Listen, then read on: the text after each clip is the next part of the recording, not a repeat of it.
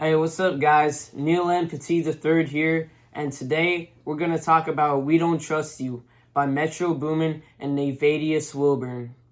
So, "We Don't Trust You" has been out for a little over 2 weeks now, but Future just announced a "We Still Don't Trust You" sequel to that. So, I figured I would take the time today to talk about the original album. So, this was Metro Boomin and Future's first collaboration album, and the hype was there. I woke up at 5 in the morning just before school to listen to that, and it did not disappoint. As Metro and Future take really big leaps, but they still kind of keep it true to themselves, you know? It's just a great listen in general, so here's my track-by-track review in comparison to other 2024 albums. So kicking things off, we have "We Don't Trust You," which easily clears its top 3 on the album. It's a great track, and its only shortcoming might be its repetitiveness, but looking past that, it's just perfect. The drops go insanely hard. Future's vocals are awesome, one of the more enjoyable performances on this album, and Metro is always on point. Metro has these dreamy and striking keys playing with hard-hitting drums, and overall, it's probably the best track on the album, in my opinion. Next up, we have Young Metro, and Young Metro is another really great track on the album. I think this is Future's best rapping performance on the album. He kind of just floats on the beat at first, but then he starts to lock in and it just goes insanely hard. And as always, Metro's on point. And after that, we have Ice Attack. Now, Ice Attack, it's a little overrated in my opinion. I don't really get the hype, but it's not bad. For me, it's just alright. I prefer the first half over the second half, but the quote drop was really cool. Future is kind of annoying on this track though, which I can tell is a pretty hot take. The fourth track is Type Shit, and Type Shit is so awesome. It's one of the best tracks on the album, which is another hot take. But each section just kind of has its own unique vibe, you know? And of course, how could I forget? A feature with the greatest musical artist of all time, Travis Scott. Travis's interlude was perfect down to every detail, and it was easily the best part of the whole album. And of course, although I don't normally enjoy Playboi Carti, I gotta admit, he did go off, and the switch up was crazy. When Carti first came on this track, I was speechless. It was just so awesome. Next track is Claustrophobic. I'm gonna skip right over it because it's one of the weaker tracks on the album, to be honest. Nothing really special about it. And go straight to Like That. Alright, Like That is the biggest track on the album, and it is one of the best. When I listened to this at 5 a.m., I was straight jumping out of my bed hearing Kendrick. Total violence. And obviously, you know, Kendrick, Drake, J. Cole beef. That's what started this whole thing. And that's what actually got most of the attention for the album.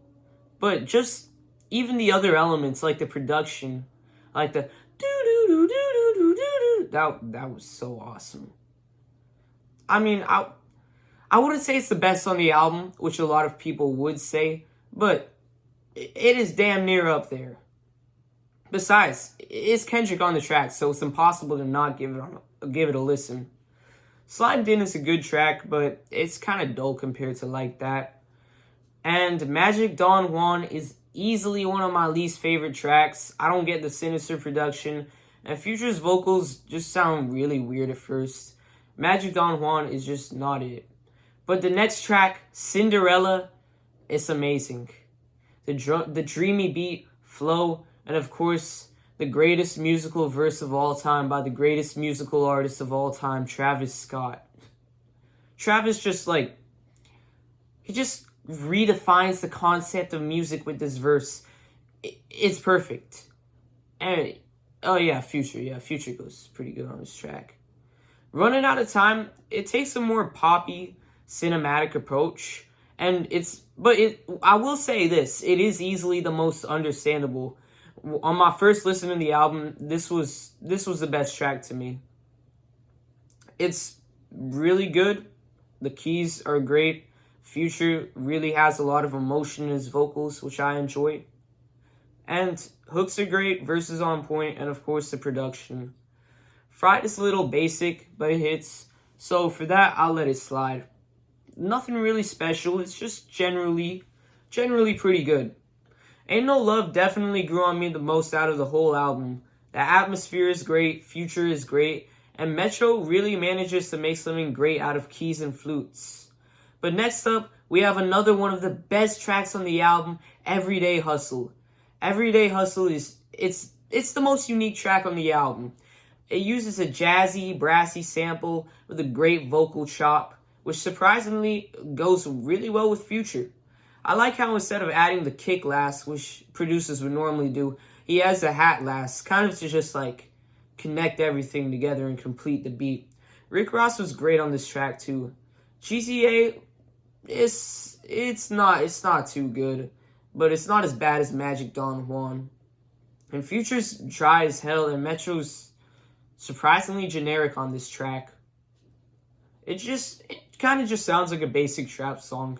Nothing really too special.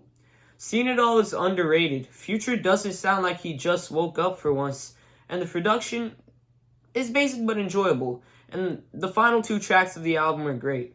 Comparing it with other albums of 2024, though it is a little bit dry and not very like impactful or anything, it still is a really great listen in general and just a great trap album.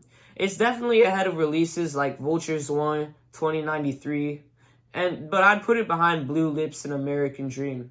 We Don't Trust You is not about trusting people, and damn, it does a good job of spreading that message. Solid album, great listen, and to be honest, I can't even wait for the sequel, April 12th.